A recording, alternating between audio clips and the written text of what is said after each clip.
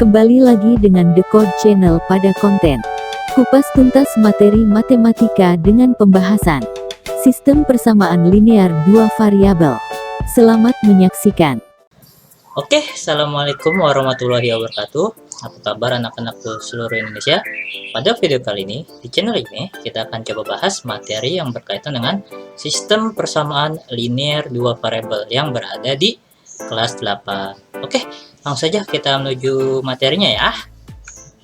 A few moments later. Oke, jadi materi sistem persamaan linear dua variabel ini berada di kelas 8 atau biasa kita singkat SPLDV.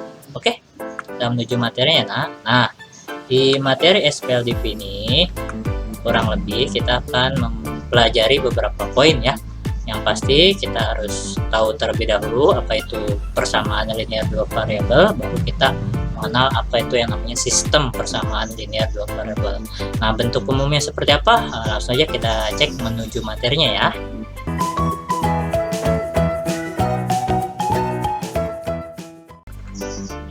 Oke, jadi di SPLDV ini langsung saja kita ajarkan materi yang berkaitan dengan eliminasi substitusi ya, atau disebut juga metode campuran, dan juga metode substitusi atau juga eliminasi. Tapi di sini kita langsung saja menggunakan metode campuran. Oke, kita lihat ya materinya. Pertama, kita harus mengenal terlebih dahulu apa itu PLDV atau persamaan linear dua variabel.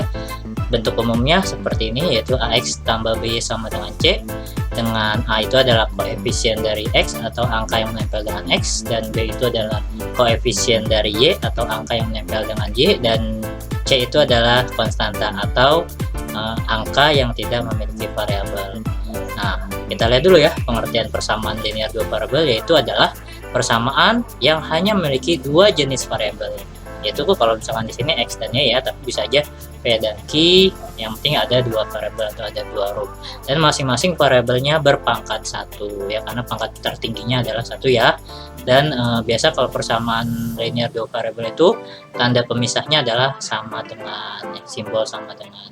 Nah, lalu penjelasannya apa? Misalkan kita punya contoh seperti ini ya, 4x ditambah 6y sama dengan 6. Lalu kita lihat di sini bahwasanya terdapat persamaan linear dua variabel dengan variabelnya itu adalah x dan y. Tetapi terkadang tiap soal itu berbeda-beda ya nak, bisa jadi xy, bisa jadi juga pq.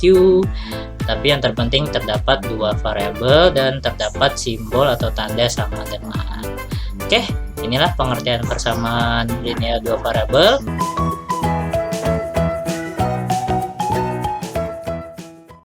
Selanjutnya kita menuju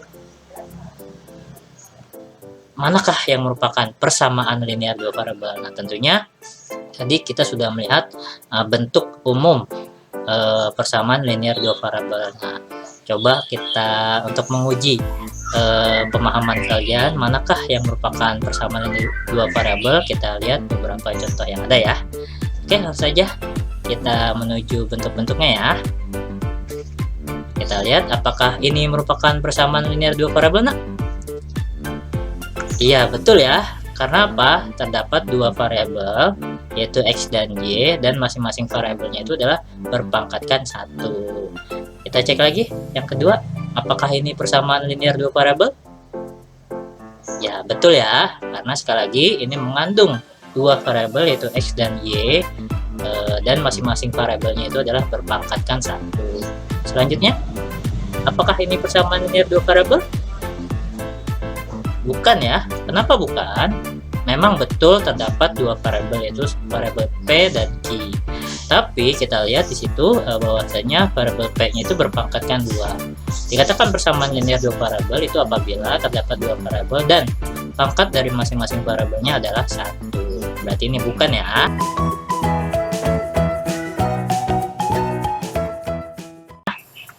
Nah, coba kita cek ini. Cek teliti lagi nak. Apakah ini persamaan linear dua variabel? Bukan ya. Jelas-jelas ini meskipun ada dua variabel, tetapi dua-duanya variabelnya sejenis ya nak. atau sama ya, yaitu sama-sama variabel X. Jadinya ini dianggapnya tetap satu variabel, yaitu variabel X ya, berarti bukan ya. Nah, ini coba cek bagaimana kalau contoh yang ini. Yang ini jelas bukan merupakan bentuk persamaan linear dua variabel karena P dan Q-nya berpangkatkan 3 dan Q-nya berpangkatkan 2. Dan contoh terakhir juga bukan merupakan persamaan linear dua variabel karena variabelnya di situ dikatakan XY ya. Tetap dianggapnya satu variabel, itu variabel X. Nah, dari beberapa contoh ini tentunya jauh lebih memahami ya yang dimaksud dengan persamaan linear dua variabel. Sebelum kita masuk ke apa itu sistem persamaan linear dua variabel. Oke, sebelum kita lanjut, kita cek dulu iklan yang mau lewat berikut ini ya nak. Oke. Jika berkunjung ke YouTube, jangan lupa untuk mencari di Code Channel. Pilih salah satu video, tekan tombol subscribe-nya, klik like, dan nyalakan loncengnya. Terima kasih. Enjoy this video.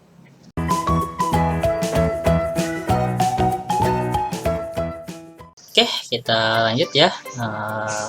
Materi SPLDV dengan menggunakan metode eliminasi substitusi atau metode campuran ya. Oke, sekarang baru kita mengenal apa itu SPLDV. Kalau sebelumnya kita mengenal apa itu PLDV, nah selanjutnya adalah sistem persamaan linear dua variabel. Nah, ini ada beberapa contoh, ada 3 contoh ya. Dari 3 contoh ini kira-kira bisa disimpulkan nggak? Mana perbedaan persamaan linear dua variabel dan mana perbedaan sistem persamaan linear dua variabel. Kita lihat di sini bahwasanya masing-masing contoh itu memiliki 2 persamaan linear 2 variabel. Nah, 2 persamaan tersebut membentuk sistem persamaan linear 2 variabel. Nah, inilah yang dimaksud dengan sistem persamaan linear 2 variabel atau biasa kita singkat SPLDV. Jadi kalau misalkan ada 2 buah persamaan linear 2 variabel atau ada 2 buah PLDV, maka itu bisa dikatakan sistem persamaan linear 2 variabel. Nah, 3 contoh ini merupakan sistem persamaan linear 2 variabel.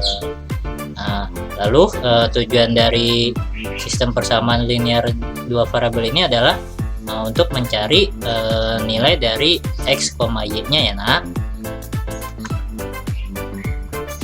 Oke, jadi kita ingin mencari nilai dari X dan Y-nya melalui penyelesaian sistem persamaan linear 2 variabel ini yang memenuhi kedua persamaan PLDV tersebut ya nak ya.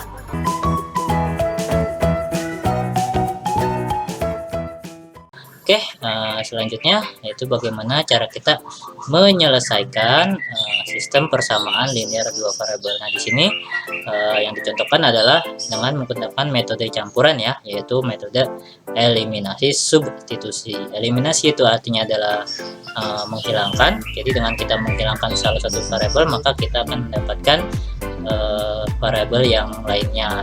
Substitusi itu adalah menggantikan nilai variabel yang sudah kita dapatkan sebelumnya sehingga kita mendapatkan variabel yang satunya lagi ya.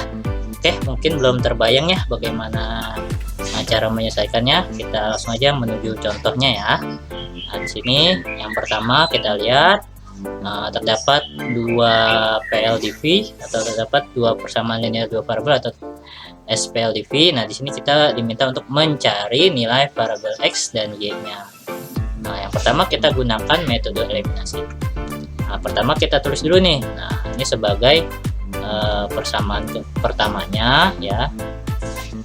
Untuk persamaan yang pertama. Nah, ini adalah bentuk persamaan yang keduanya. Nah, di sini misalkan kita ingin menghilangkan atau mengeliminasi variabel X ya. Variabel X. Nah, maka kita lihat dulu nih angka yang di depan variabel X itu apa? Ada 3 dan ini ada 1 ya.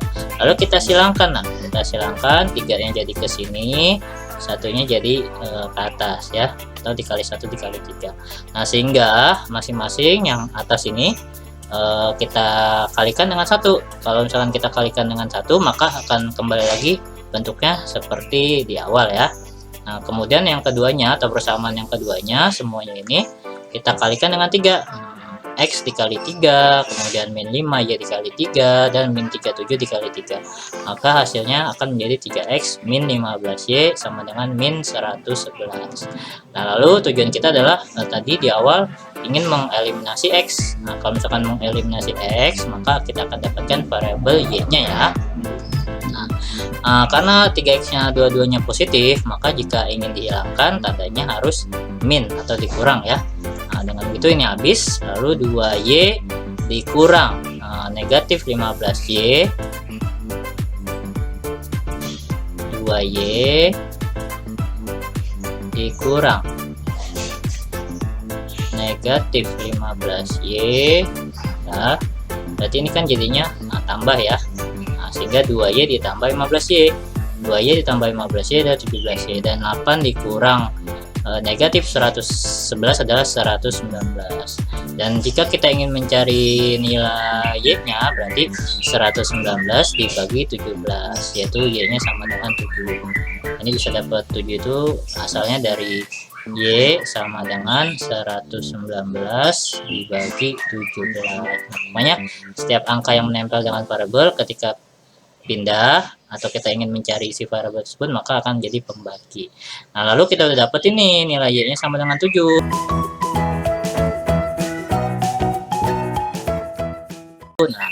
Nah, langkah kedua yaitu kita menggunakan metode substitusi atau menggantikan. Karena kita sudah mendapatkan nilai Y, maka tinggal kita gunakan metode substitusi, yaitu kita substitusikan nilai Y sama dengan 7 ini ke persamaan 1. Persamaan 1 itu yang ini ya, nah atas ya, ini persamaan kedua. Nah, kita tulis ulang dulu ya, 3X tambah 2Y sama dengan 8. Ini kan merupakan persamaan 1 ya.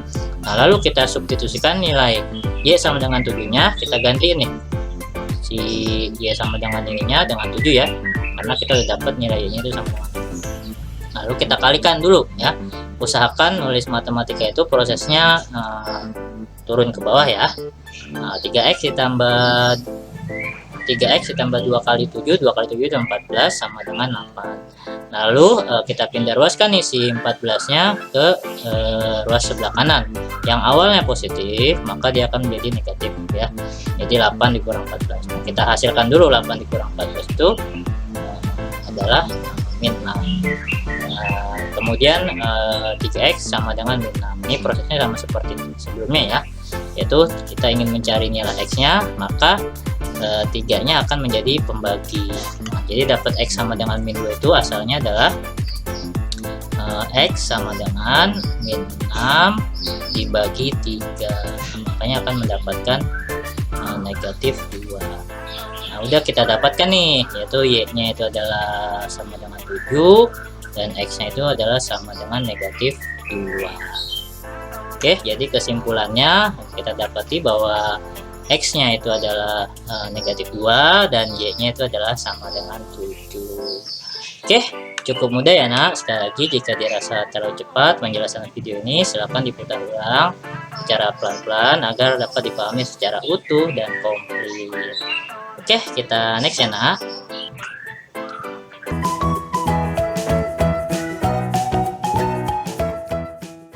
Atau bisa kita simpulkan bahwa himpunan penyelesaiannya adalah min 2,7. Ingat ya, X, Y. Nah, lalu bagaimana kalau misalkan ada pertanyaan lanjutan? Tentukan nilai dari 6X ditambah 4Y. Nah, ini gampang ya, karena kita sudah mendapatkan nilai X-nya dan sudah mendapatkan nilai Y-nya. Tinggal kita substitusikan saja ke dalam persamaannya ya. Ini kan 6X ditambah 4Y. Nah, berarti 6 dikali X-nya sudah dapat. Tadi X-nya berapa nak? Negatif 2 ditambah 4 dikali Y-nya itu adalah 7.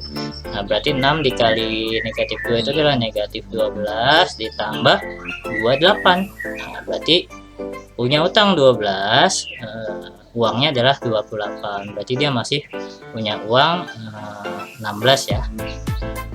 Oke, berarti positif, 16 positif. Nah, seperti ini. Nah, gimana? Cukup mudah ya nak?